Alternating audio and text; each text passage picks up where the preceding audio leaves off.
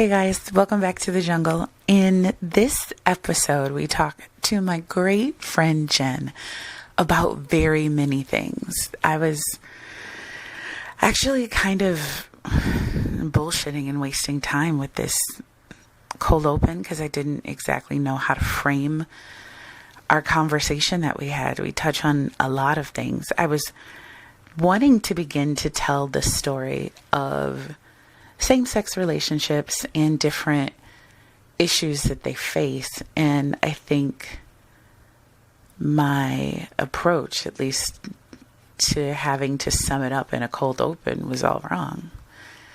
Simply because, as you'll come to hear, there's very many relatable pieces about everything Jen is going to talk about with me, and it's not particularly pigeonholed because the relationship is same-sex, but I'll leave that for you to discover.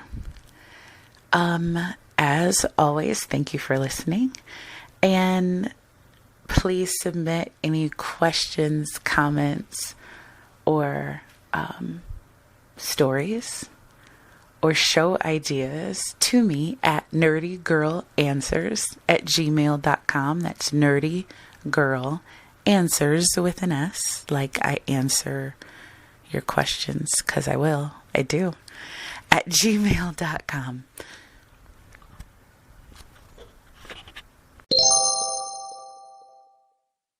Coming up this weekend, I'm going to be at the Fuller Woman Expo. It's a 3-day event. There is a sexy sort of talk and live session that's hosted by Coco on Friday evening. On Saturday is the actual Fuller Woman Expo, so there will be fashion and all things that cater toward a body positive image. And then there's a brunch on Sunday, so I hope to see and meet and mingle with some of you there. But if you're in southeastern Michigan, please check that out. The erotic poetry and the event that's on Friday should be a whole lot of fun. I really hope to be able to talk to some folks that potentially could be guests, or at least submit some info there. So if you'll be there, I hope to run into you. You can check that out on Eventbrite. I actually found it on Instagram. That's the Fuller Woman Expo in Southfield, I think is where the main event takes place. But yeah, Google it. Check it out. Hopefully I'll catch you there.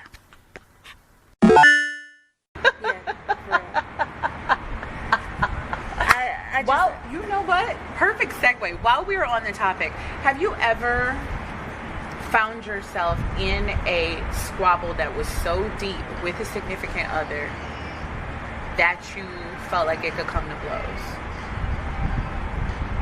Or is that off limits? Or is it determined by the other person? So, my very first girlfriend is a demon child. Okay. And it actually went that far. Mm-hmm. And I'm not a fighter. Mm-hmm. Like, I'll argue, but I'm not actually going to put my hands on you. I might grab you if you're walking away from me because that's rude. Don't walk away from me. Yeah. But I shouldn't be touching you. Right, right. But wrong is wrong. Whatever. Yeah. Claim it. But, this girl, you could not say anything to her without her wanting to physically come at you.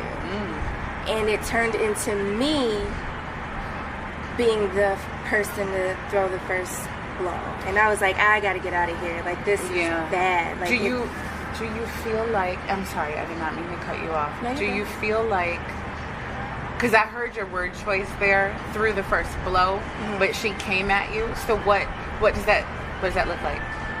What does that sound like? Or did it escalate to a point where she's like, it's clear that she's aggressing upon you?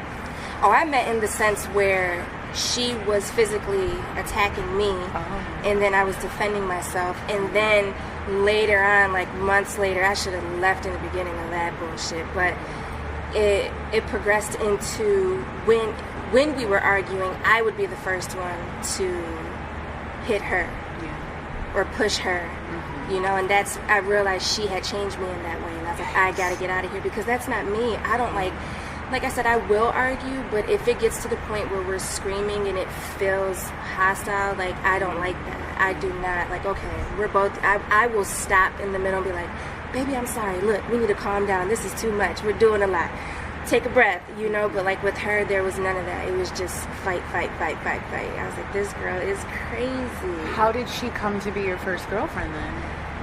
I actually met her in school, in massage school. Oh. And I knew I've always known that I like girls, but I never initiated anything with anyone. And when I met her, she was extremely flirtatious, and she came out to me. Well, she didn't come out to me, but she told me, like, I have a girlfriend and blah, blah, blah. I was like, oh, cool. And they broke up, and then she started, like, inviting me out, and we ended up just hooking up. And I was like, okay, I definitely like women. Oh, so you hadn't, like, officially come out, you hadn't expressed any sort of interest? No. Before that? Before her, no. Oh, okay. So I ended up falling for her. We ended up getting into a relationship. I came out to everybody, and we were together for almost 3 years. You mean everybody, like friends, family? Yeah. Okay. I still worked at Dairy Queen at the time. Oh, really? I came out to Noelle, Erin, Amy, Jacqueline, all of them. And everyone was like, this is bullshit, you're lying. Because, you know, I'm always joking. I'm always making stuff up. Okay, bitch, for the record, I always knew that you were gay. Oh. Always. Always. But I never... So many people have told me that. Yeah, no, I always, like, I just never... Here's the thing. I've known so many people to walk that walk in life. And I do feel like also... there's a reason for that. Like, there's a certain openness to my spirit, and we've talked about this before, where I feel like I just know certain things that I have no business knowing just because I know them, because I'm open, like, to receive it. Yeah. And, you know, ESP being what it is, you're just open to certain shit. So I felt like I always knew that, but it was never like a thing for me. But I also wasn't thinking like, Jen is on a journey. Like, where is Jen's journey going to lead her? Like, you know, is she going to realize her truth? Like, it never was like that to me. But that's interesting that it happened in Dairy Queen days, but I wasn't there. No, you were not. Damn. Yeah, I came out when I was 19. Okay. I just remember seeing you at Pride, probably around that time. I was there with her after we broke up. Oh, okay. It was weird. Like, she still wanted me around. I had moved out, and I still cared about her, but I knew the relationship was 1,000% toxic, and I just couldn't do it anymore. Had you found yourself in any, like, a hetero relationship where you had felt the same sort of, like, pull with a person even after you severed the relationship? No. Okay. A lot of people ask, like, or guys will say, like, you ain't never been with a man, or, you know, the dumb stuff. The dumbest shit. So, here's the thing. I love men. They're beautiful. I have no problem with them.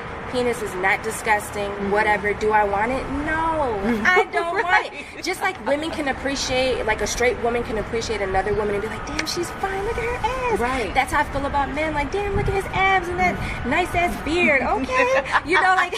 Exactly. That's how I feel about men. And all the guys I dated in high school, they were older than me. Nobody knew about them. I was always low-key, and that's why people thought I was gay, because no one knew about my boyfriends. Got it. But I tried it, and it just didn't feel right. It's kind of like those girls who try to make out with their best friend, and they're like, this is weird. Not going to do that again. That's how I felt about guys. Like, it just didn't feel right. And I've never met a guy where I was like, oh, I might try this as an adult.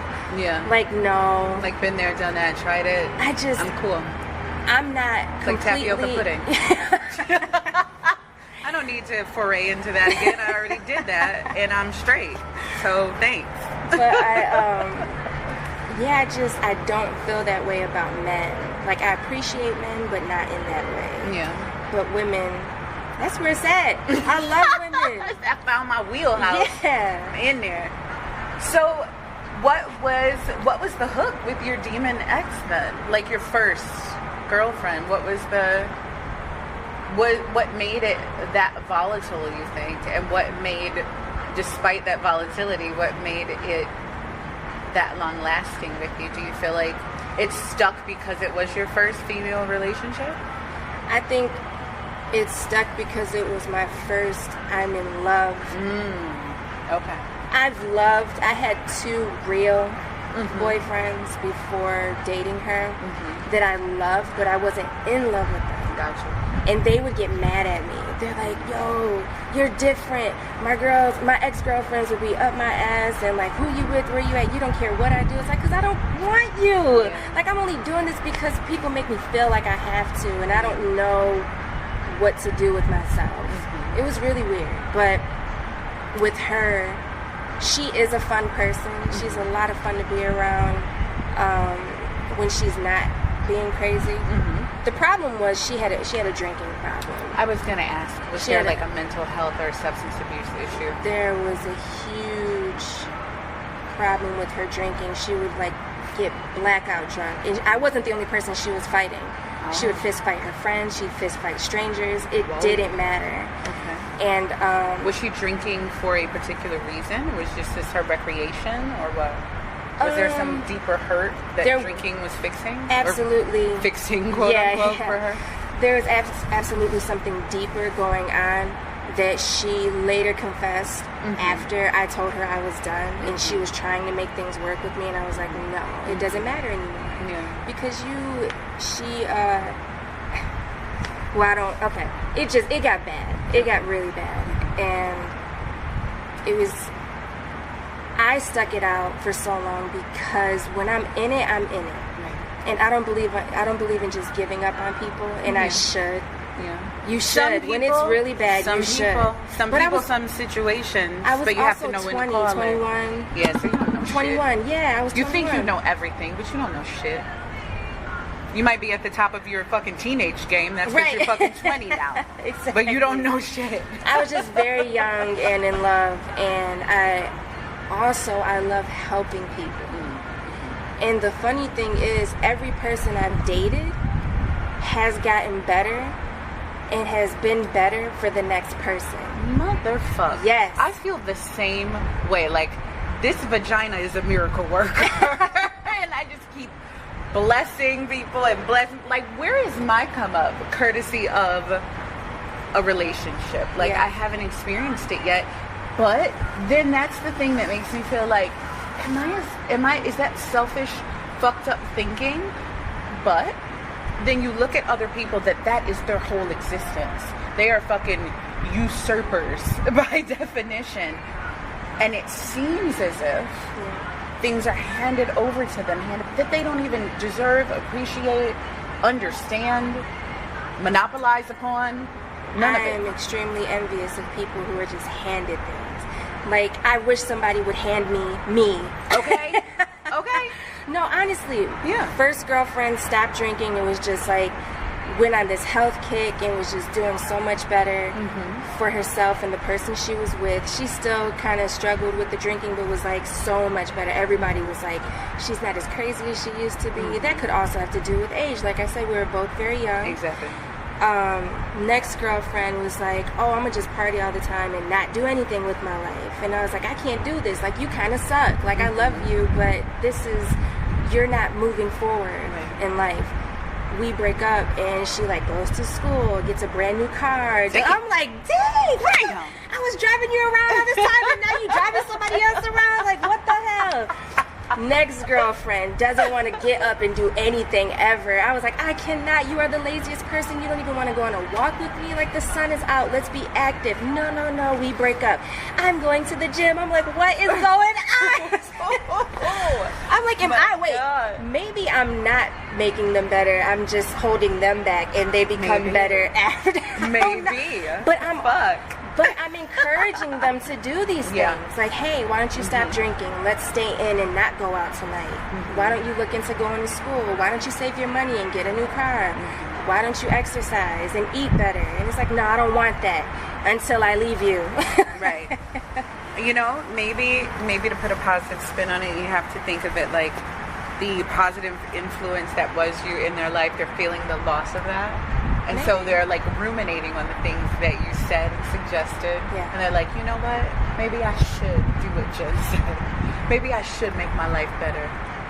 I will say, I'm not saying this in a cocky way. Yeah. I know it's going to come off this way. Whatever. But every person that I just realized I broke up with everybody. I'm an asshole. Oh my God. Oh God. No, every person I that broke realization up with, though. they were like, I don't want to lose you. Like, you're too good of a person. Like, I know we didn't work out, but I still love you, and I want you to be a part of my life. Mm-hmm. Obviously, the first girlfriend, I was like, nope. Get away from me. But I am still cool with my other exes. Mm-hmm. And I'm like, I don't care what they do with their life. It doesn't bother me. But it's like, why am I always that person for people? Like, I still need you around, you know, like, we're not together, but can you please still be a part of my life because you're great? And it's like, if I'm so great, why couldn't you be great with me? Or, you know, but I had a friend who, like, post separation, pre-divorce for me, and he had been divorced or was going through a struggle. I don't remember at what point he gave me this advice, but I just used to be very down on myself about the fact that my ex wasn't willing to step up for me. Like, wasn't doing the things that, like, wasn't meeting the terms. And because I'm a fixer, I don't typically come with, like, ultimatums, because that's not an approach I ever typically take. I'm not, like, demanding like that. But I am like, I'm on this level. If you could work your way to elevating to this level, that would be, like, great. You know, like the strong suggestion. Or, here are your options. Like, if you're not going to work, you should probably go to school. Like, you should do one of these things. But in all my feeling sorry for myself about the way things went wrong, and, you know, copping to whatever part in it I played, because I recognized that I definitely played a part, I was like, just belly aching over, oh, he didn't do this for me, and he didn't do this for me. And he was like, can you just step back a second and think about, maybe he wasn't able to do it for himself. Like, you are irrelevant in the sense that if this person doesn't have the appropriate tools, they're never going to have the tools, not even for you. The love of their life, whatever you want to call yourself. If they don't have the tools, they don't have the fucking tools. So make it less about you and more about the reality that is that person. Why is it that we hang on to that too? Years go by and we still think about the fact that this person couldn't step up and do something. One. And two, I 100% agree with that. I think that a lot of people just jump into relationships, marriages, all these things without even finding themselves and loving themselves or figuring out what it is that they need to do to better themselves so that they can be a whole person in a whole relationship. Because a lot of the time, there's always that one person just giving more because the other person cannot give anything at all. Really. I feel like why we hold on to it is because the, like you said, the energy that you pour into it. Once you decide, all right, I'm coupled up, I'm doing this thing, I'm pouring myself into you,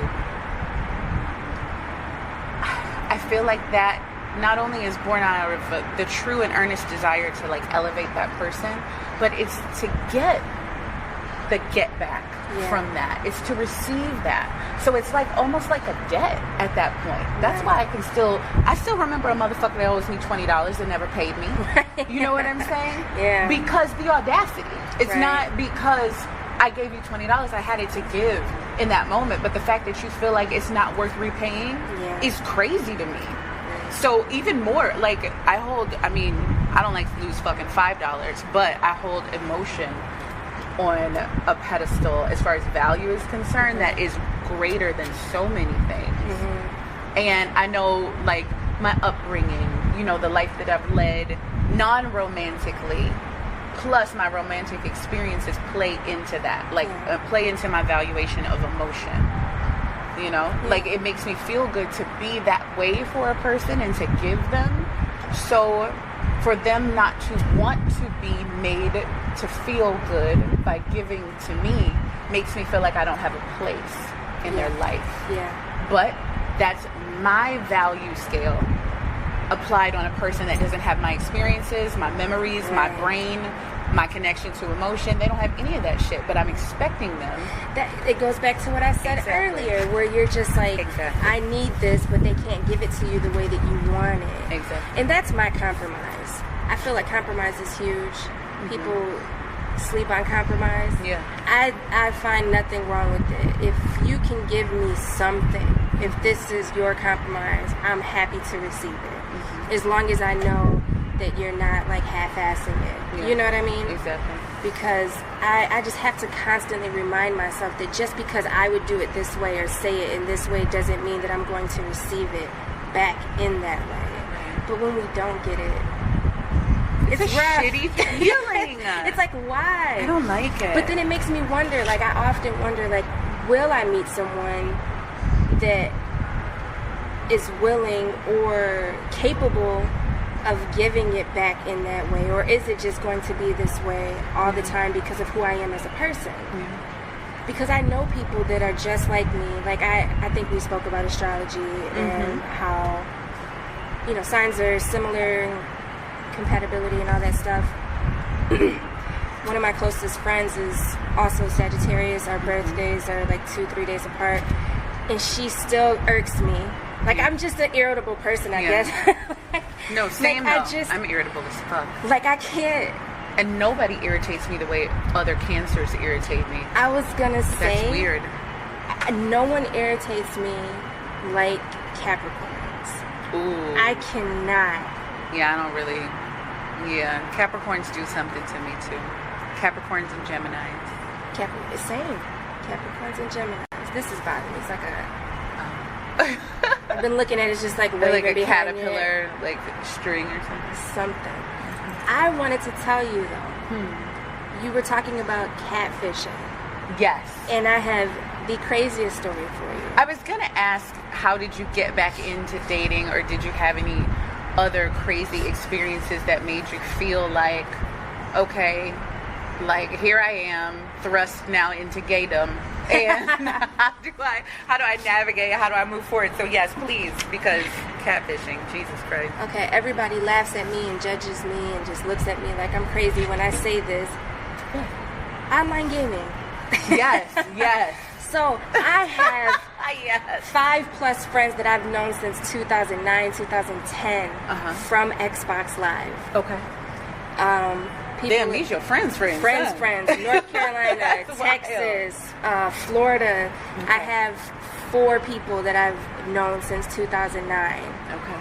That live in these areas. And I absolutely love them. They're my good friends. But I also met love interests on there. Okay. A specific person I fell for around the time my very first girlfriend was being crazy, and I was like, I can't do this anymore. We were still living together. I had officially broken up with her and was like in the process of moving out. Met this girl. So you didn't completely slime ball it, like talking, like living and being with the ex while finding a boo on Xbox Live? No, I didn't do that. Okay. So what happened was, I met the girl, thought she was cool. She was much older than me. Like I said, I was 20, 21 when I met her. Somewhere around there, I can't remember. But, and she was like 28. Oh, okay. Yeah, much older than me. And she was like, I'm a lesbian woman and blah, blah, blah. I was like, look, I don't know who else to talk to about this. I just want your opinion. Like, this girl's crazy. And she was like, that's hard to, you know, tell you what to do. Right. I feel like you know what you need to do. And I was like, yeah. You know, so we became really good friends. I broke it off with the ex, but I was still living there. And then I started to like her. Like, I really started to like her. And we became friends on Facebook. We were texting all the time. We ended up falling for each other.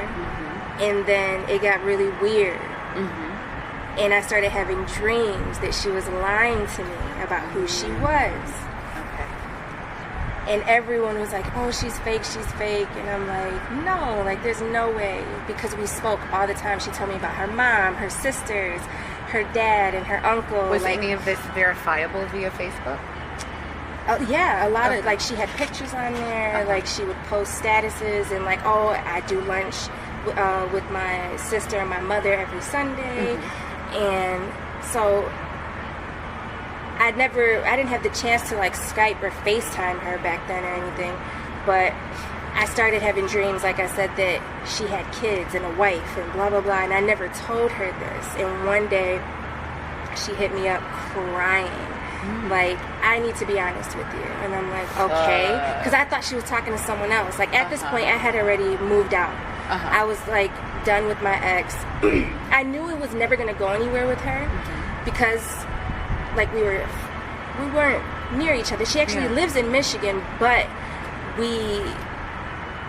it was, like I said, it was just really weird and tricky, especially because I was still kind of talking to my ex. We weren't hooking up or anything, but it was just fresh.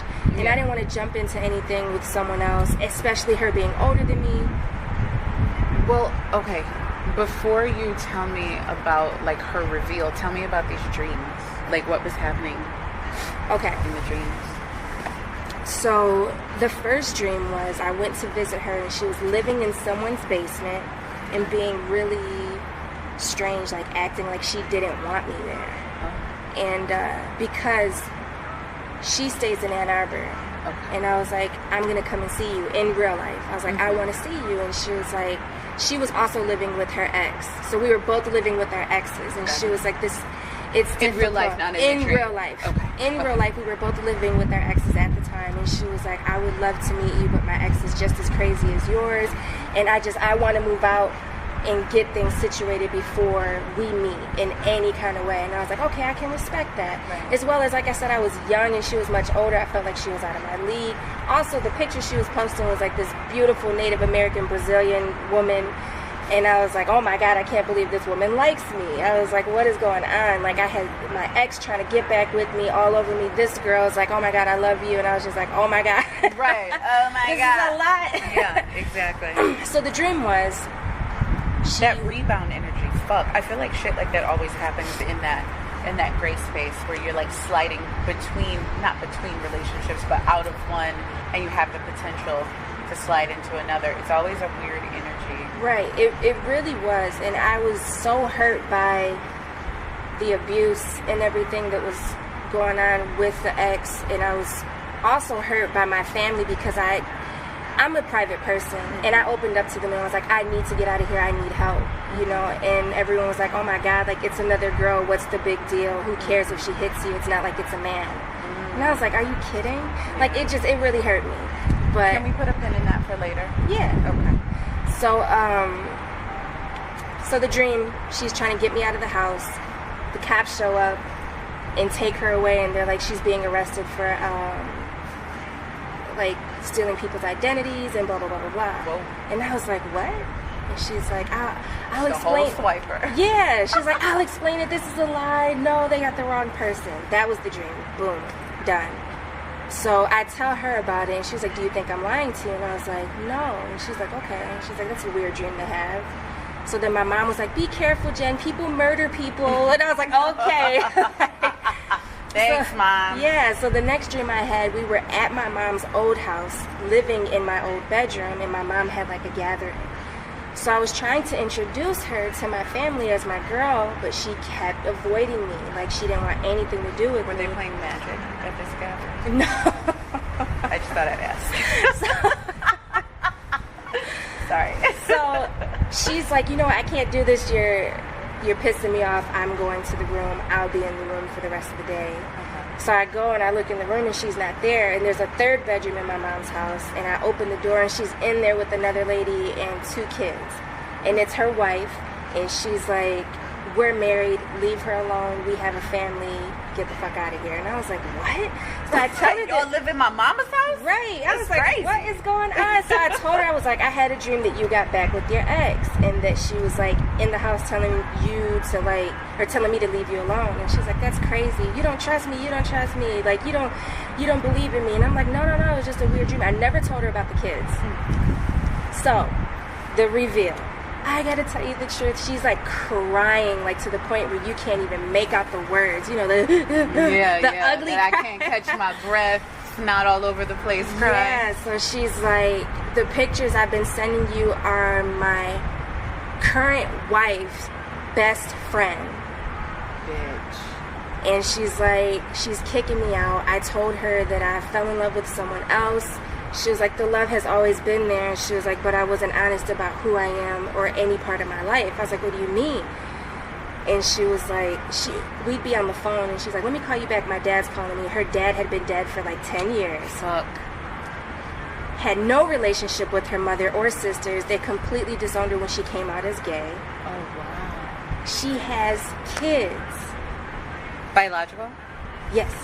Damn. Her wife has kids. Damn. Again, she has a wife. It wasn't like, oh, I'm living with my ex-girlfriend. She's married with children. Wow. And I was like, I never told her about the kids in the dream. I was like, that's so weird that I would dream about kids. She doesn't have kids, because she would always tell me, every time I go to lunch with my mom, she's like, when are you going to have babies? She would make up these stories. And like I said, I remember a specific conversation. Let me call you back. My dad's calling me. And then she called me back and was like, oh my God, he told me the funniest joke. Do you want to hear it?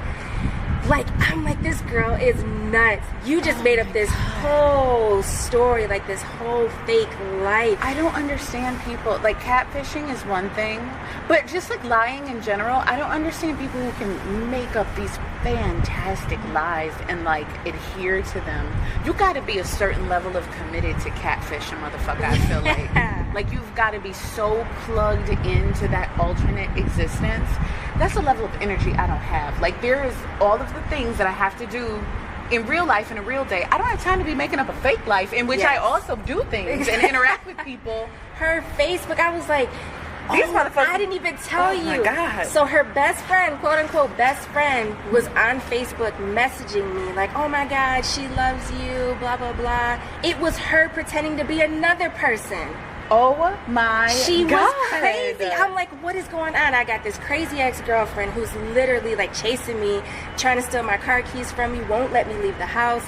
And then I got this person who lied, just lied about every part of her life. That's crazy. Every part of her life. And I tell people all the time, yeah, being hit sucked, but lied to it was almost a year that I was talking to her. I was like transitioning into getting my own apartment. Yeah. Like, I had to move back with my mom, which I absolutely hated. And she told me when I was living with my mom. So it was just like, bring on the booze. Right. This is when I started drinking. I'm not lying. I was like, all right, it's time. I was like, this is fucked. Like, what is going on? Why am I attracting these negative people? Jen. Like, what is, and I'm not that kind of person. I feel you. I've been there. I was literally just having this conversation with somebody about, like, when you think you've hit rock bottom and you're in a low place and you're like, and then you're kicked down a couple more 10 feet. Exactly.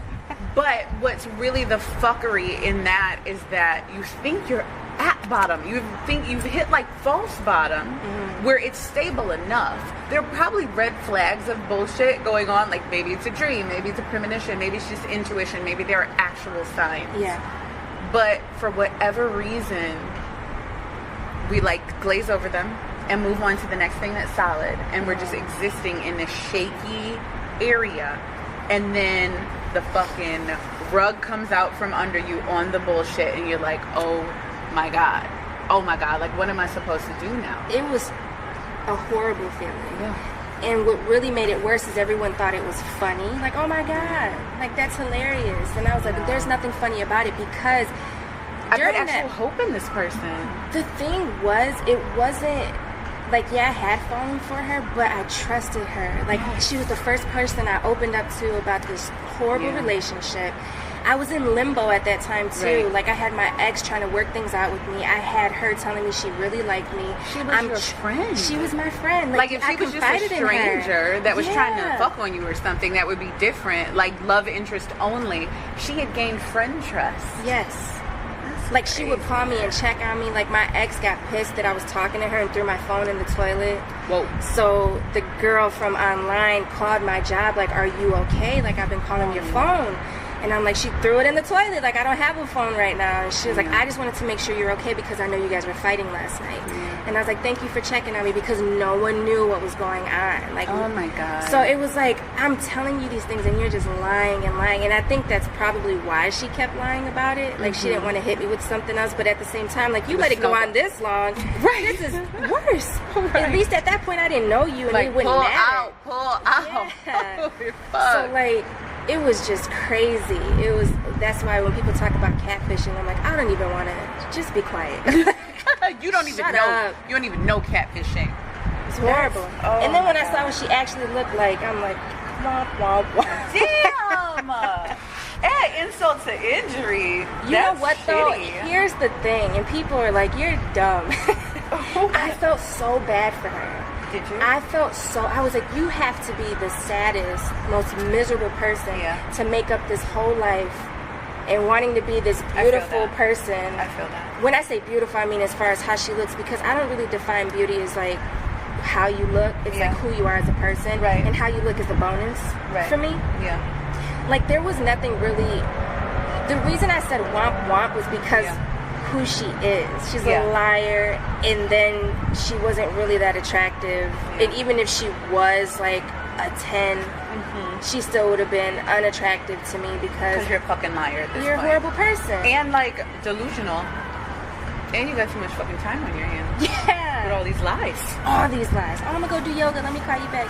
Bitch, you don't do yoga. This Meanwhile, girl you look picking like your kids up from the school. Exactly. Like, come on, bitch, keep it real. But I'm sure, like, when I look back on it, there were so many red flags, but I overlooked them because I wasn't really. It didn't matter really because I wasn't looking to be with this woman. I wasn't looking for anything serious. I was just trying to get my life together, and it really crushed me that she just was fake. The fakest person I've ever met. Yeah, like imaginary, 100% imaginary person. I was like, who does this? That's difficult. I feel like there should be an entire episode about red flags, like the red flags that we blow past in order to, fucking execute our own agendas, like, and how it eventually fucks us in the end. See, I was being selfish too because I needed that friendship. I needed someone to talk to. I needed someone to lean on. But she also caught you in a sweet spot. She really did. It's not as if she didn't stand to benefit from that. I feel like maybe in the mind of a catfish, and maybe I'll have to ask one, like maybe we can get her on. But there's got to be something that is fulfilled by having tricked the other person or having gained a foothold with the other person to say, okay, I have carved out meaning in your life, and I'm gonna do what it takes to hold on to said meaning in your life. Like, I'm going to dig my hooks in that, and I don't understand that. Same when it comes to the type of person that not only doesn't shy away from violence in a relationship, but like doesn't know that that's not okay and not like normal. Like, doesn't understand that that's not a desirable component of a relationship. But I've found, just in my own personal experiences, and maybe it's because the friends that I have that are in heterosexual relationships where there's abuse going on maybe have not been as vocal, because there is such a stigma on it. But I've found that lots of people that I know that are in same-sex relationships are getting beat the fuck up, or are beating the fuck out of their partners. And I don't know that it's as like secretive when it comes to the homosexual relationships that I know about or have experienced where there's like domestic abuse, because of like the gender norm. Like you said, your family said, well, you getting your ass beat by a girl, so it doesn't matter. Like, why are you getting your ass beat? Yeah. You should be beating her ass. Or like something like that. Like, why you gonna let her whoop on you? Like I don't understand the prevalence of that, but I do feel like it's worth noting. Like, I don't know. I find it strange. Like I said, I am not a fighter. Yeah. I'm not. And I definitely don't want to hurt someone that I love. Mm-hmm. And that was my biggest issue. All of my girlfriends have been smaller than me. Mm-hmm. And I felt like if I really wanted to, I could hurt her. Mm-hmm. And I was afraid of that. Yeah. I know that sounds silly. No, but I was afraid of actually hurting her. And there was one time where I choked her out and I felt like I didn't want to let go, and that scared me. Yeah. I did not want to let go. Mm-hmm. And I was like, I cannot do this. But I was defending myself. Yeah. And even then, like, like looking back on it now, I'm not proud of that. Yeah. I hate that I was pushed to that level of anger.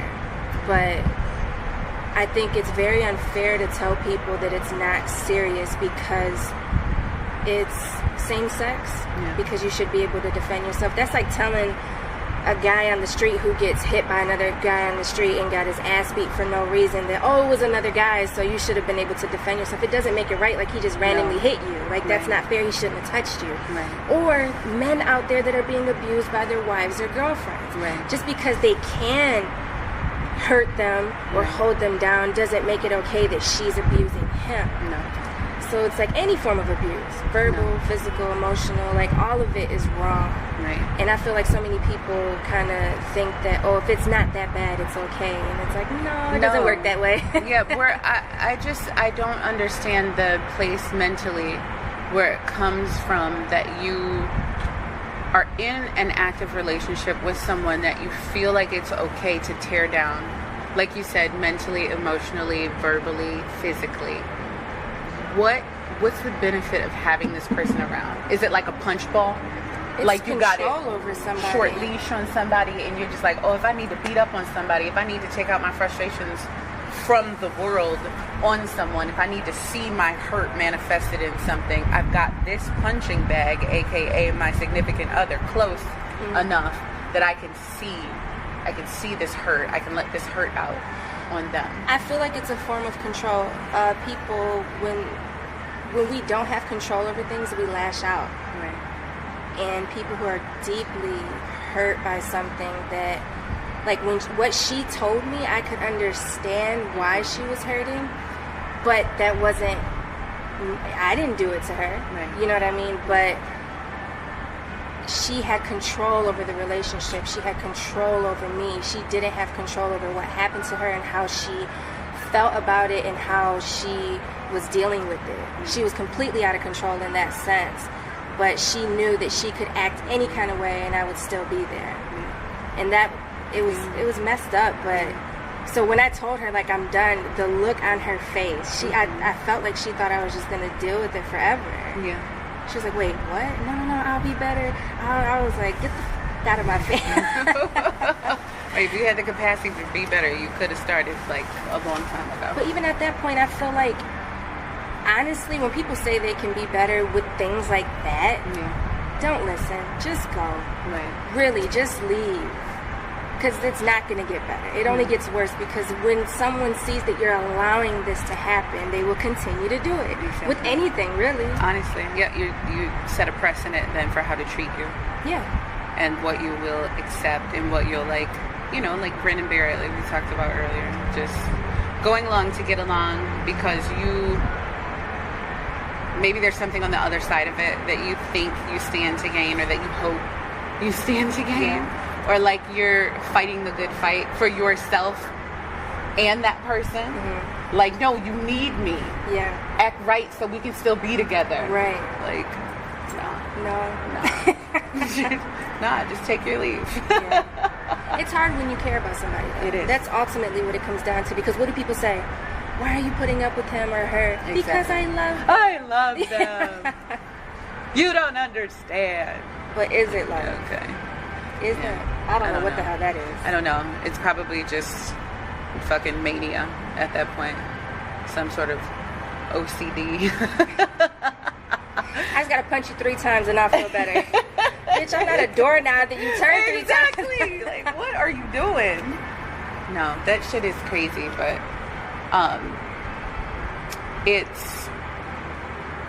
it's universal. It's fucking universal. It doesn't, like, the heart is the heart, and it goes to the same bullshit like that we put it through regardless of what direction it happens in. But like when you get to a level of love or a level of connection with a person, then to have to like sever that tie, to rip that apart, the hurt is still deep regardless, like heterosexual, homosexual relationship. That intensity that you feel is connection based, like 100% connection based. I had a couple of friends, like I said, that had domestic violence situations going on with them. One was the victim of it, and one was the aggressor in it. And the friend of mine that was the aggressor in it, he hid it from us, his friends, for a very long time, until it just like came out that he was like abusing the shit out of his boyfriend. But it was not just physical, like, and that's what we came to understand about him. Like, he was I don't think all of our friend circle knew that he was like physically abusing his boyfriend. I knew, I think, a little bit earlier than some of them, and I don't know the way that he revealed it to me, but it was probably in like a, oh bitch, guess what I did, like, guess how fucked up I got, and you know, like, what horrible shit that I did. And then we just kind of talked it out. But there were clear signs in other ways that he was like a burden to his partner. Like, just not good for him. Yeah. Not good for him in ways. And how do you, as a friend, know that your friend is poisonous to this other person and still be sidecar to the bullshit? Like, I can't go along for the ride with it. So I found myself disconnecting myself from them and their relationship. Like, he was still my friend, but I don't know, I feel like I hold friendship to a standard that I need you to be like right. I need you to be a good person. I need you to behave yourself in order to maintain that status with me as a friend, because I don't want dead weight around me. Like, you know, I'm a very, at least at this juncture in life, have gotten to a point where trimming the fat is like super important. And if you're not beneficial to me, if you're a liability to me, then I need to eliminate you. And I feel like having someone that around you whose moral compass doesn't point north, like, that's problematic. It is. And I feel like that's definitely one of the ways in which your fucking moral compass cannot be pointing north, is to be beating on your significant other. Like, I can't really handle it. My ex's friends would hit me up and tell me like how crazy she was to come get her, or like there were so many times like she just spit at me and blah blah blah. Come and get her. I'm about to beat her ass. I'm like, please do. Don't let me be the only one. Leave her. Shit. I don't want to come. No. Right. Call a cab. Just before Uber. Ooh. Oh, no. Yeah. We would have to fight. I'm sorry. I didn't understand. Like, I wasn't the only person just putting up with her BS. It was crazy. I don't know. Maybe half the people in her circle liked her. I don't know. Because I found that a lot of the people I date, you know, when their friends are feeling them, and the person you're dating doesn't want to see it. Yes. I hate definitely. that. No, we're just friends. We're just friends. Yeah, you are just friends. Exactly, and they are waiting trying to holler. Exactly, laying in wait, fucking. Who is it? Waiting for an opportunity. Is it Chris Rock? Is that Dick Under Glass? I feel like it was Chris Rock. Like, that friend is just, oh, I'm your friend, break in case of emergency. Like, you know, like, no. Yeah. No, but that's always creepy too to me, the person that will allow themselves to play that role. Oh yeah. That it seems like predatory. Yeah. Or like the same with a guy that's been friend zoned, quote unquote, by a girl, but expects that when her heart is broken or when she breaks up with whatever guy that person knows is a creep, that what they're supposed to do is then fall into the arms of nerdy best friend who she never looked at that way before. And I'm like, what in the Lifetime movie is Why would you even want it that way anyway? At this point, she's overlooked you in life and in everything. Second best. Thank you. Actually, Keep like third, fourth, overlooking. fifth best. Thank you. You done seen her date this nigga, his brother, his cousin. Why? They're just so bad for me. Yeah, I know, girl. What? No, that's weird. That's is. super weird. I had to actually stop talking to a guy because he thought I was supposed to like fall into girlfriend spot like Plinko. Now, mind you, he liked me, I liked him. We were young, probably like 9th grade. I didn't attempt to talk to him because I wasn't forward like that. I felt like that was being forward in my 9th grade mind. Okay. So, I never initiated anything. And there was another girl that he liked and that liked him, and she did. And so that became his girlfriend because she declared him her boyfriend. Yeah. Or at least that's the version of events that he handed down to me. So, okay, cool. It fit, though, personality-wise, because she was very aggressive and he was very docile. And it made sense that that's the way things happen. But he and I never stopped liking each other. And we were like quasi-fooling around and shit. Actually, more than quasi-fooling around. We were full-blown fucking. What? Yeah. While he was dating? Yeah, while he was dating her. Did you know the other girl? Yeah, I did. And I hated her. But not because of him. She was just a deplorable person. I kind of had the same situation. It wasn't 9th grade. It was 10th grade. 10th grade into 11th grade. Yeah. And, I really hated her. She was like high school drama. Like she was my arch nemesis, if you will. We even had similar names. But I digress. He and I were still in a relationship, but it was like well known. He had a girlfriend, and I was like his friend. Okay. And where was I going with the story? What was I talking about?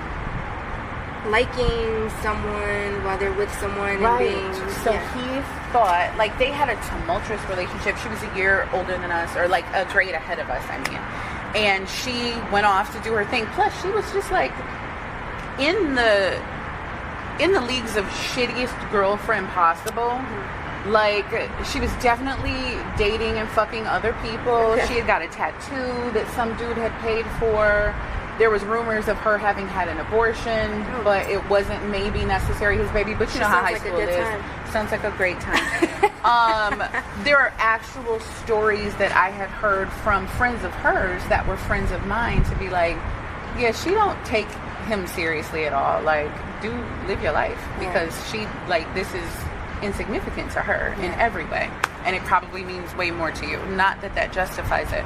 But when they broke up, he expected that I was gonna like want to step into the limelight and like, now I can realize my purpose as your girlfriend, right and true.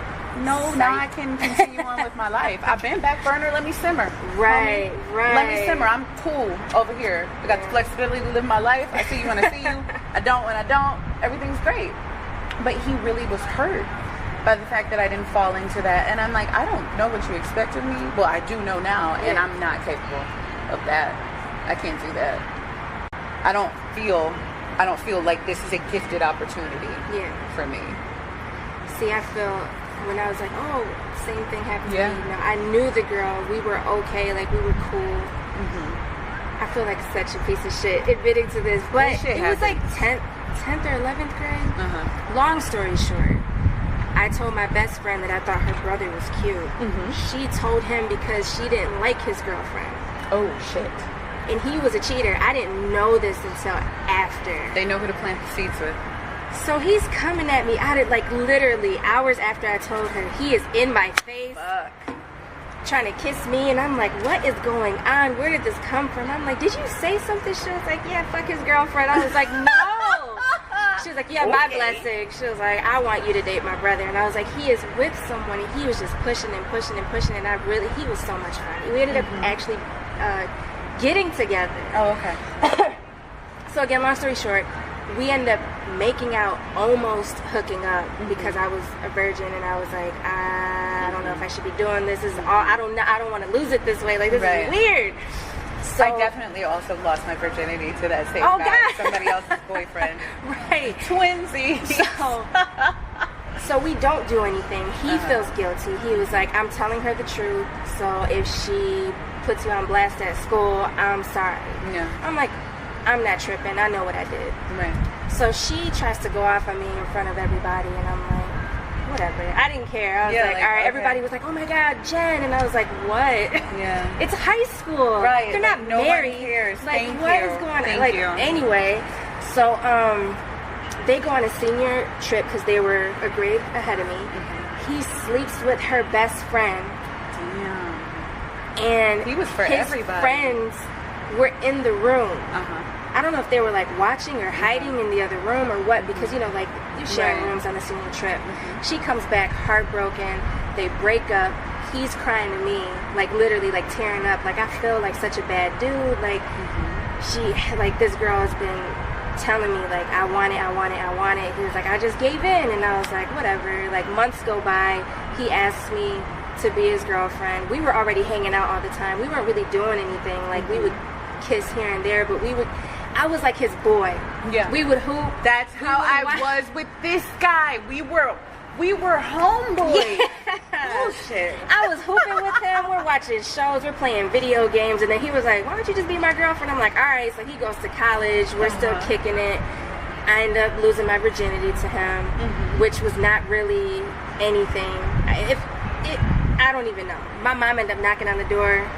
Damn. I was like, oh, watch out. No, I'm a very open person. Yeah. I literally told my mom I'm gay. I walked in the house, I was like, Mom, I'm gay. And she was like, okay. That's how I came out. So one day I came home and I was like, my boyfriend's staying the night, and I want to shower with him. And she was like, oh my God, Jen, don't play like that. I was like, but if it happened, would you be upset? And she was like, yes, don't do that. I was like, all right, we'll wait until you leave then. Exactly. Cool. But I've always been that person. My mom hates how open I am. She's like, don't say shit like that. I'm like, okay, sorry. But yeah, I just thought it was interesting. Like, she tried to come at me again, like, before he asked me to be his girlfriend. She's like, I have your text messages. Like, she, like, went off on me in front of, like, the football team because I would, like... Why the audience, though? Doesn't it always trouble you? Like I said, I don't like to fight, but when she did that, I was like, bitch, I don't give a fuck if you wrote it down in your journal. Do you want to read it to everybody? Thank you. I was like, everyone knows. Yes, I kissed him, and we almost did something. I saw your boyfriend's dick. Are you happy? I'm telling everybody. And everybody was like, and then the truth for your ass. The trainer that was in there that like is with the team was like, okay, that's enough. And she was like, I'm gonna fucking beat your ass. I said, well, fucking do it. Like, come on. I just thought it was so. I hate when people do that, when they're like, I'm gonna do this, and then they do nothing. Yeah, no, that's silly. But yeah, that was my last boyfriend. Why is it always like on two sides of the spectrum? The guy that's the creep that's waiting for the girl,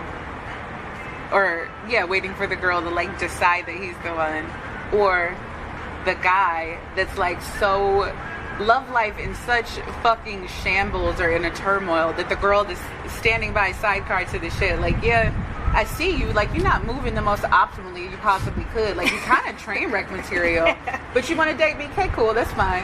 Like, I know what the bullshit is. I've seen it already. I pick wisely, right? I was like same girl, 16, 17. Same. He was just so much fun. I didn't care. I knew it wasn't gonna go anywhere. That's the right. I waste my own time. I know Words it's not gonna from my go very anywhere. mouth. I'm just like, you know what? It's fun. Why not? Right. You understand the impermanence of it, so you're like, I got time to kill. Yeah. Let me do this dumb shit. And my thing is too, I like zero obligation. I like freedom, and he was in college, and I could do whatever I want. Yeah. It was nice to have someone without having someone. Right. Because I'm that person. I could do a long distance relationship if we see each other every now and again. Yeah. I don't need you around all the time. Yeah. So it was nice to have someone without having someone. Granted, I'm sure he was probably talking to other people. Yeah. He ended up getting back with that girl eventually, which was okay. I knew. I was like, listen, I know you still like her. I'm not what you need. I don't treat you the way she treated you, and that's what you want in me. No, I love you. I was like, be honest. Be honest with yourself. That's my biggest thing with every relationship. Be honest with yourself, and then tell me the truth. Because you're lying to me and yourself. Exactly. Because you don't love me the way you love her, and you don't want me the way you want her. You know what I mean? I knew this, and then finally he was like, I've been seeing her the last couple of weeks. I was like, come on. And again, he was my best friend more than anything, which I kind of felt bad because he needed and wanted more, and I just couldn't give it to him because I didn't like him that way. I didn't like anything he had other than his friendship. But it hurt my feelings that he lied to me. I knew he was seeing her, and I was like, just tell me. I know she's in town. Just tell me. No, I'm not. No. Damn liar. But I knew he was lying because that's how our relationship started. Right. He set a precedent for it. What is it? The saying, you lose him how you get him, or some shit like that. Exactly. 100%. Then again, like I said, high school drama. Yay. True. But the fucking red flags that we endure and experience at those phases in life definitely, I feel like, set us up to repeat them sometimes in the future as adults. Hell yeah. For like sure. when we definitely fucking know better. Or at least we have experienced things that should tell us that we know better. Do we actually know better? Probably not, because here we go headlong into the same dumb shit again. My biggest thing is, and I can admit this 100%, I want to know the truth. So I'll stick it out until someone tells me exactly how it is. Me too. Don't bullshit me. I set myself up because I need to just let it go. I don't know how to let things go. I don't know how to just leave shit alone. I want need you to prove know that you're an asshole. Yes. I want you to be like, realize your greatest asshole potential. Let me tell you, another girl tried to catfish me. I was fucking FBI. I fucking found her location. I said, you don't even live here. This is not your name. You need to be honest. Like, just tell me the truth. Oh my God, how did you find out? I said, bitch, fuck you. Lose my number. She's like, please don't tell everyone. I said, I'm not going to tell anyone anything. Just don't hit me up. I didn't put her on blast. I should have, though. But Next I didn't. time. Next time. I was like, this is too familiar. Exactly. And I dug into it. She was sending me pictures of like some model online or something, and I was like, come on. I kept asking her like, oh, send me a picture. What are you doing? She's like, I'm dyeing my hair, and I'm like, oh, let me see when you're done. And she sent me a picture. I was like, this shit looks like you've. Wait a minute. So then again, like a week later, I was like, what are you doing? And she was like, nothing, just did my hair. I was like, oh, send me a picture. It was the same exact picture. I was like, you are slipping. I was like, you're bad at this. Bad at what? I said, you realize you sent me the same picture twice, right? She was See, I'm like, what do scroll you up, mean? homie, scroll up. That's what I mean, scroll up. What the fuck? I just thought it was funny. And like I said again, I knew I wasn't interested in her. I just wanted to catch her ass. I was like, ooh, I'm about to make my own show. I was like, you Chris Hansen type of shit. To catch a predator, to catch a catfish. I've never seen that show. Oh my God. I don't watch TV. I haven't had cable I in don't like watch 8 TV years. either, but let me tell you what, I make time. I will make time for some crazy internet creep-based fuck shit to watch on Dateline NBC. But yeah, we'll have to talk Chris Hansen because that's a whole nother thing. Social media is creepy as hell. It is. It's scary as hell. It's terrifying. But it's fun at the same time. It is. And welcome to the podcast. Right. Oh shit. You like what you just heard? Or do you not like it? You got some shit to talk? You want to say something about it? You should probably leave me a voice note. If you're listening to this on the Anchor app, you can leave a voice note and it can be included in my next show. If you're not listening on the Anchor app, you can send your comments, your questions, anything you like to nerdygirlanswers@gmail.com, and I'll do my best to include it in a future show. If you send me a voice clip, like an MP3 or something like that, then I can make it happen. If not, I will paraphrase very generously, or I'll use, your words verbatim if they're funny or poignant. Yeah. Join in. Become a part of the show. And as always, thank you for listening. But yeah, the wedding was really nice. The beautiful thing about doing something like that like, it twofold was really amazing for me because I got to do something that I hadn't done in a long time, which was like speak publicly, right? And it's not, I guess it is public speaking in a manner of speaking, but like not the most public. It was an intimate ceremony. It wasn't a bunch of people. Nice. But I got to do like some writing and some speaking, which I hadn't done for a while for any purpose that I had created. So I felt almost like it was a gift that my friends had chose me to do it. Yeah. Like that felt, it was just, I was honored.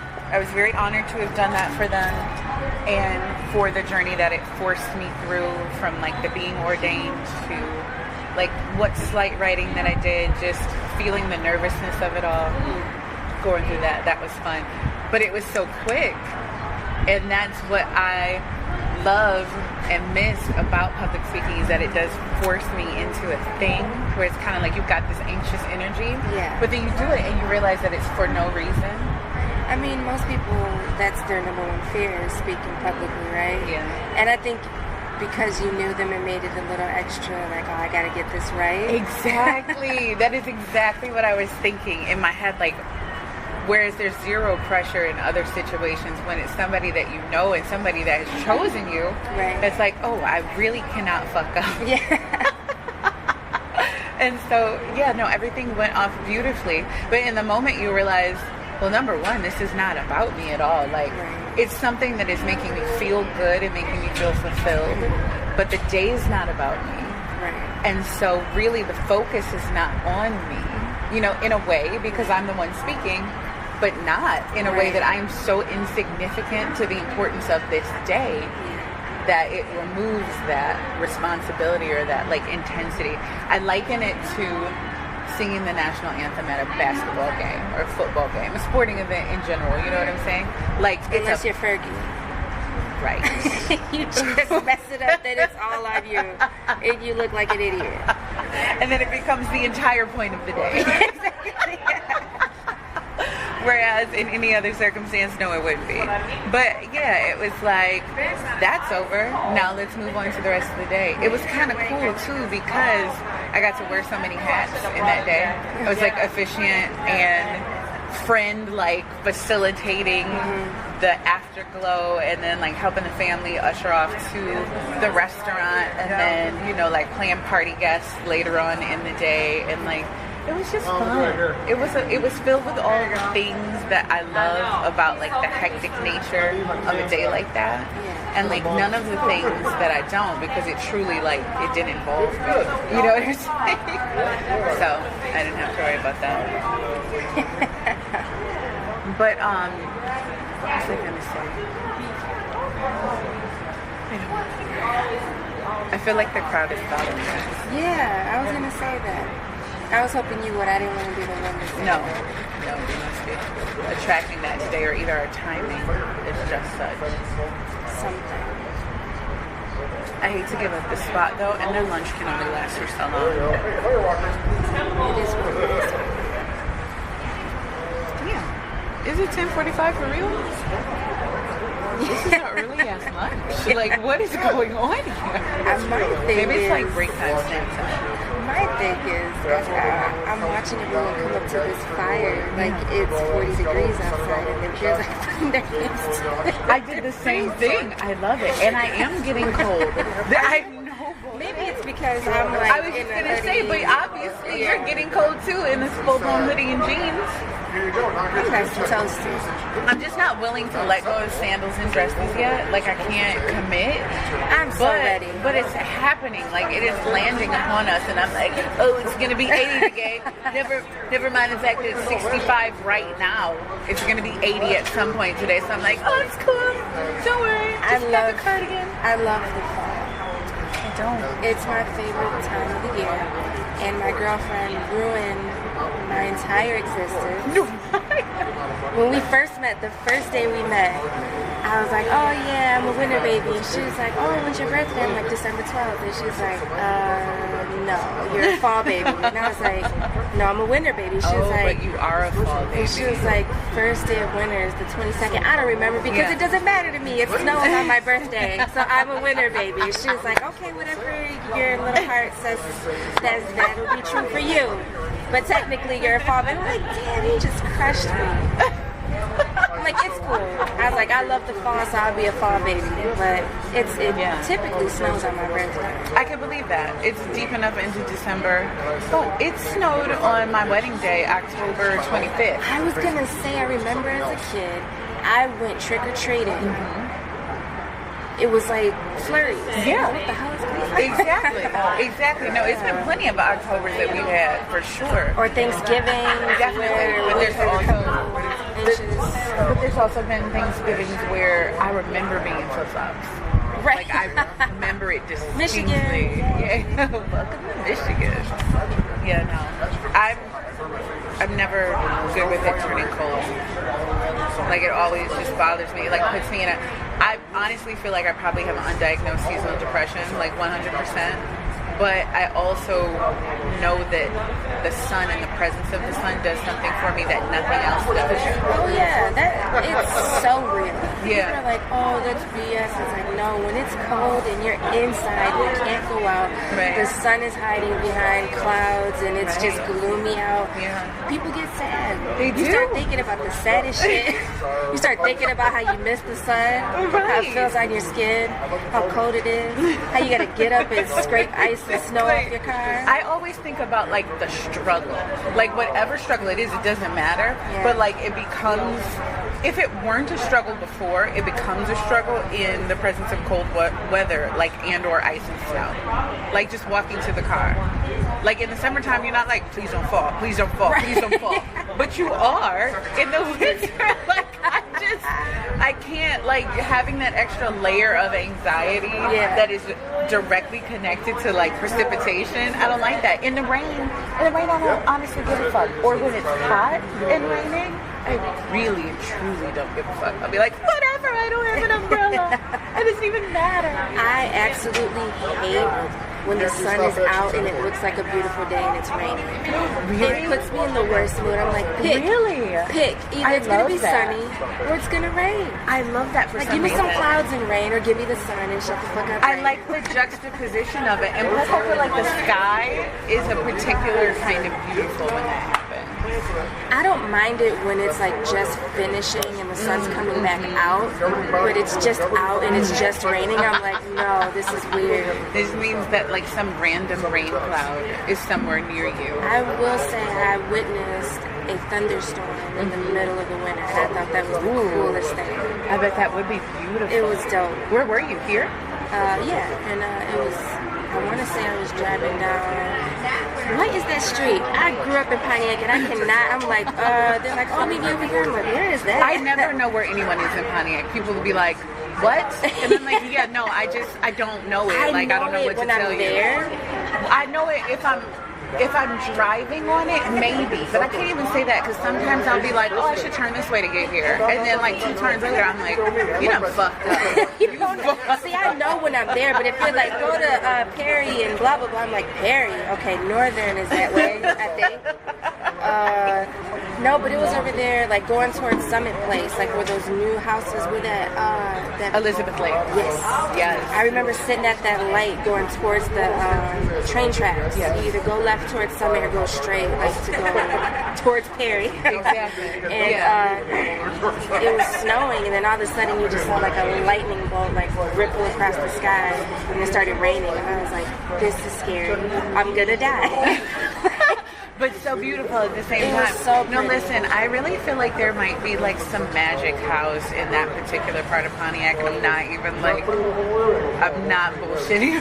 Magic right now. Like there's something about that area in particular where that new development is, like where those houses are. We say new, but they've been there since like 2000, but they're new. It's the newer part of Pontiac. It will always be.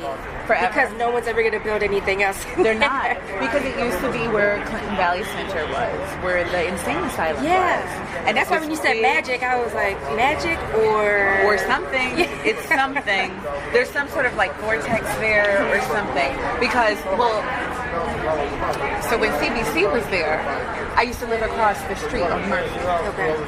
And we had the house that wasn't the corner house, because the corner house actually was facing Elizabeth Lake, facing CBC. Okay. So we had a house that was facing Murphy, but it was the first house in. Okay. And there was this little side window that was in our living room. And it was like one of those octagonal windows that are sometimes just like on the side of somebody's chimney or something like that, just random. I can't remember the architecture or style, but there's just like that placement. So I remember that I used to look out that window, and I think I love fog for this reason.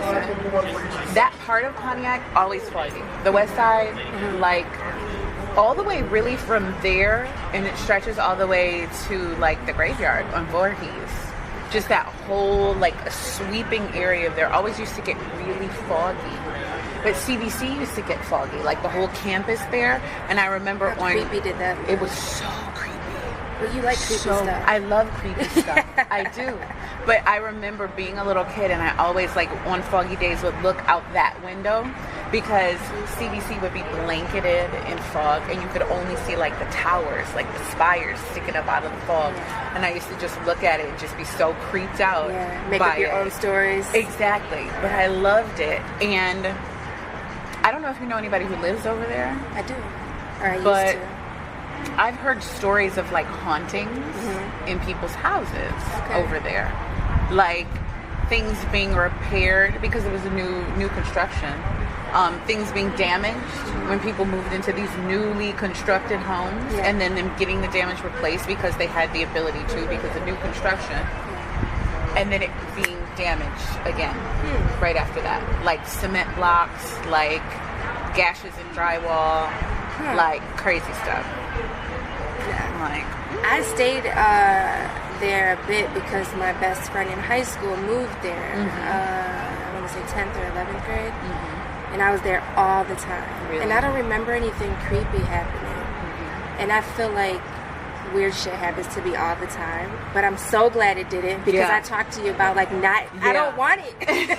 No, thank you. I come in peace. Please leave me alone. He's like, I'm just trying to chill. Yeah. We can. You see me, I see you, but we don't need to connect. But I will say, give me a space. Before they tore it down, my brother and his friends went in there and was walking around, and my brother took a clipboard with people's names on it. Oh my God, is he crazy? And I was like, why would you bring that into the house? Right. I for sure thought that I was going to die. That I was going to wake up with like a group of people surrounding my bed. Right. Like, heard you got my name on the clipboard, homie. No, these are people that died. Yeah, I meant like the ghosts of the. Even worse. That's where my little child brain went. But it said why they were in there, how long they were in there, when they died, or if they were released to family or things like that. I want to say 90% of it said that they died in there. Yeah. And it was crazy. Like Justin's it was legit. Mom. It was like a legit list. Justin's mom used to work there. I bet she has a lot of crazy stories. All types of crazy stories. I can't even imagine. I can't imagine working there, let alone voluntarily setting foot in there after it closed and bringing something back with me. My brother is one of those people who's just like, oh yeah, let's go here and like break shit and steal stuff. It's like, no. I feel like I know a lot of those people. And I feel like it is exactly in opposition to my own like individual nature where I'm like, we shouldn't be here. We shouldn't be doing this. I'm so scared. I was like, Ray, let's hang out. Like, let's do something. He's like, no, get away from me. And then one day he's like, you know what? Yeah, come with us. And I'm like, something's up. Something's up. He's inviting me. Anytime my brother like voluntarily like, hey, Jen, wanna? I'm like, he's about to mess my whole world up. And it was true. So I'm like, where are you going? He's like, Somerplace Mall. So me, him, and his girlfriend are walking, and I'm like, where are we going? He's like, we're taking a shortcut. Why did this man take me? There's another beat. They're following you. Are you allergic? I'm not. Okay, good. But I just don't understand what is on me that is making them come to me. This one seems more so interested sweet, in my though. coffee, though. I guess. So he's like, oh, it's a shortcut. He takes me across the train tracks where we're not supposed to be. Like where it's the crates and the trains and everything. Right. This man is like, hey, you can't be here. My brother and his girlfriend are like... Is it like 20... a boxcar hobo? No, he was... he actually, my land. He was in the train. Whoa. Yelling at us. It wasn't moving, but he was like, he worked there. He was doing his work, his job. And then he like radios somebody. Oh no! So they take off. Radio. They take off running. They're like 20 pounds, maybe more lighter than me. I'm a little. I've always been chubby. I'm a little chunky butt. I'm like, hooray! They take off. I'm like, try to keep up with them. The guy gets out the train chasing after us. I'm terrified. Please tell me you didn't fall. Please. I fell. He got me. I'm kidding. I did it.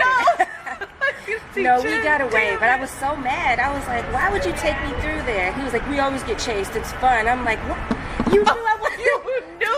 You knew we were going to be chasing. You didn't even give me the heads up. He thought it was funny to watch my chunky ass run through there. Hell no. Bad form, Ray. Bad form. Yeah. So yeah, that's the kind of brother I got. It is. That's real rude. That was very rude of him. I don't even think we ended up going to the mall. I think it was all a lie. It was like all a lie. He just wanted to see me get chased. Getting chased was the main attraction. He was like, you run funny. I was like, you're an asshole. I was tired. I had to stop running. I was like, I hope this guy is just as tired as I am because I can't run anymore. He was an older man. I figured I was younger. Right. I'm chubby, but I'm younger. I have a head start. Right, exactly. Like we factor all of these variables in and see where shit lands. That is insane. Well, on to the topic at hand. I don't know how I want to begin this, but let's see.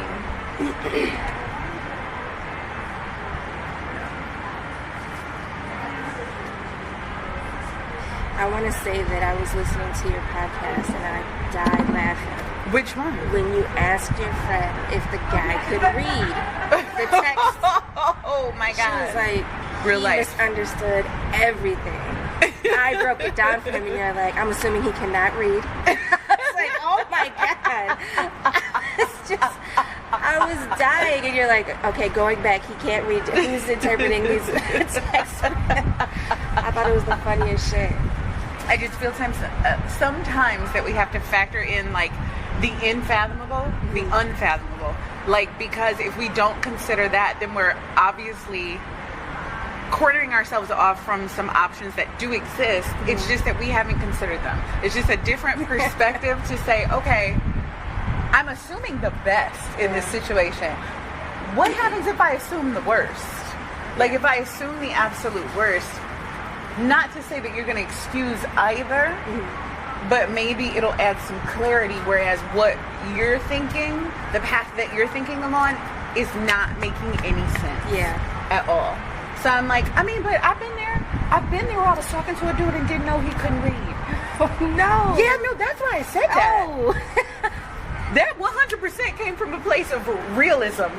Wow. Like, not just me being a sarcastic ass, but like honestly, was fucking with a dude. I don't know what type of shit I was on fucking with this dude though, because when it was all said and done, not only did he, like, his reading comprehension was low as fuck, right? It wasn't that he couldn't read, it's that the public school system had failed him significantly. He didn't understand anything he read.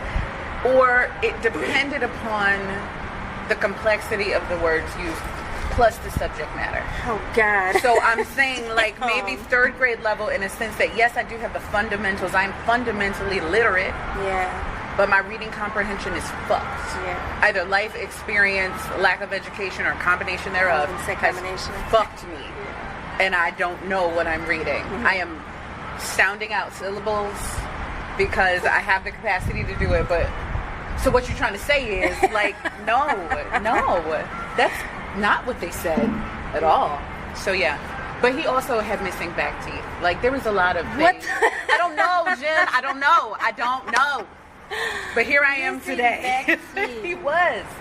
And I think he got like a good chuckle in one day. And I was like, oh my God. And then really had to reel back. Yeah. Like, I wasn't. I got somewhere to be. I forgot. I think I was full blown talking to him at this point when I realized I had both realizations after we were quasi an item. Wow. And I was like, how did my tongue not find that he had these teeth missing? How do you let go of that? I had to, because they were, first of all. Do you ghost him, or do you explain to him that you're no longer interested? Like, I would have just been done. So many things happened in this relationship that I will say probably were first for me. So like illiterate, toothless was definitely a first. We were living together far too quickly. Okay. Oh yeah, it got that deep. Because after I had these realizations, I'm like, okay, you know, people lose teeth. Yeah, I wasn't trying to sound or, yeah, you know people that are undereducated.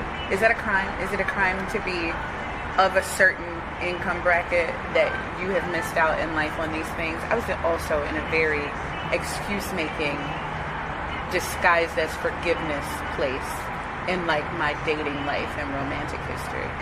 I feel like that will forever be me.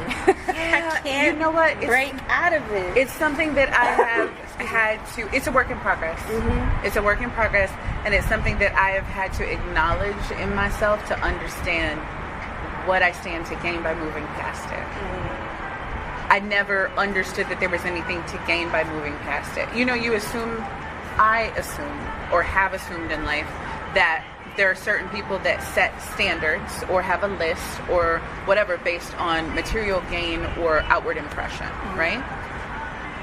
But I want to say I'm of a place now, or of a level of clarity now, where I understand there is a list that you can amass in order to match yourself appropriately with someone and bolster your own success, because you're not having to give in a way that depletes you, right? That doesn't make it selfish.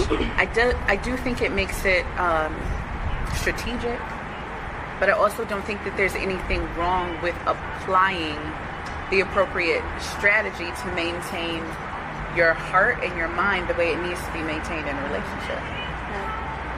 It's hard to find that balance. It is, definitely, especially in one singular other person. Yeah. And that also plays into like my, I don't want to say fears about monogamy, but the realism that troubles me when I think about monogamy in the traditional sense that everyone applies, you know, to dating one person, dating one other person. Yeah. Or let me not say dating, because I don't feel like that's a singular agreement at all, but being in a relationship. Committed to one person. In a committed relationship with one other person. Yeah. Yeah. I find it difficult to not just put my all into someone. I tend to forget about myself to the point where it becomes overwhelming for the other person. What do you mean? How do they sense that? I've realized it after being with my current girlfriend, because she pointed it out. She's like, you kind of require a lot. But it's only because of how much I give. I know there's supposed to be zero expectations, right? You're supposed to just give without expectation. Damn, for real? Shit, I don't know that life. I don't know that. That's what I'm saying. My expectations are always up here, and I feel like I give ample opportunities to like disappoint me, and then somehow I recalibrate my expectations, set the bar slightly lower, and then be like, cup still full though. Cup full as fuck though. Let's do it. Let's go. Like, what? Right. But that's what I'm saying. But that's how it's supposed to be, right? I guess. So you give without expecting something in return. Mm-hmm. In relationships, of course, you want what you give back. Right. And when you don't get it back, it hurts, and then you act out. And I feel like that's my problem, is I give. Yeah. And then if I don't get anything or like the same amount back, it doesn't matter. I'm just a picky person, I guess. But she pointed that out. She was like, look, you need to set boundaries for yourself and for the people in your life. And I've been working on that, and I feel so much better. Like, saying no. It's hard for me to say no. Oh, I don't like saying no to people I care about. If you need something, I'm going to do it even if I don't want to. And then when I ask for something, if someone doesn't want to do it and they say no, I'm like, bitch, I did it for you. Exactly. But I can't be like that. Like, I can say no. I chose not to. I shouldn't be mad at this person for saying no to me, because I had the opportunity to say no and I didn't. That's on me, not them. I hear you, but my brain, maybe your girlfriend needs to talk to me too, because my brain fucking doesn't work like that. But okay, let me not say it doesn't work like that, because I understand that perspective. Everything that you're saying, gems, absolutely true, right? But you said a lot of things that I too hold very like dear to me. Mm-hmm. The assumptions that you're making, like, if I give you this, you're going to give me this in return, or you're going to balance. As much energy as I give you, you're going to reciprocate, and that's the way it should work. That is an assumption that we make on our part. So it's like written into our code that is the thing that we expect. Thus, that is also the thing that we project outwardly. The problem is that we want certain things back the way we want it, and when we don't get it that way, we are upset about it. Yeah. Because my girlfriend does give in her own way, but it's not the way I want her to give. She's not giving the way I give. Therefore, I feel like she's not giving at all. Does that make sense? Yeah, definitely. So, because she's not speaking the same language as you. Exactly. So how are you effectively communicating it? Like the love language thing that people talk about. Yeah. Like, if this is the way that you express love, unless you're seeing love expressed back at you or toward you in that same way, then it's coming across as like something else. Yeah. I definitely have been guilty of that, but because I think like this, like, in the absence of being able to have a conversation with someone out loud like me that thinks this way and can add perspective that's similar, so I guess that's really just support of what I'm already thinking. I just have the conversation with myself. Right. Like, I just... You know what, Carra? You are absolutely right. Or, Carra, you're tripping because of XYZ. And it's like, depending upon the weather, my mood, whether or not I'm PMSing, maybe I will make sense to myself. Mm-hmm. Maybe I won't make sense to myself. Maybe the point is not to make sense. It's just to talk it out, even if I'm fucking talking to myself, or cry about it or whatever. But I feel like sometimes I do get myself into a mind fuck based on these expectations that I have set and not shared with the other person at all. I share everything. Do you? That's what I mean. I'm overwhelming. Oh. And that's why I appreciate Jasmine so much, because everyone I've ever been with has just allowed me to just do and say whatever I want. Unchallenged, you mean? Yeah. Oh. You're probably smarter than that. I guess. Yeah, no, I feel like that happens a lot. So then Jasmine's fucking smarter than me, because I'm just like, okay, you're right. Or maybe you guys are appropriately matched. No, I do feel like we're matched. I do. It is a challenge, but in a good way, and I love a challenge. I get bored easily.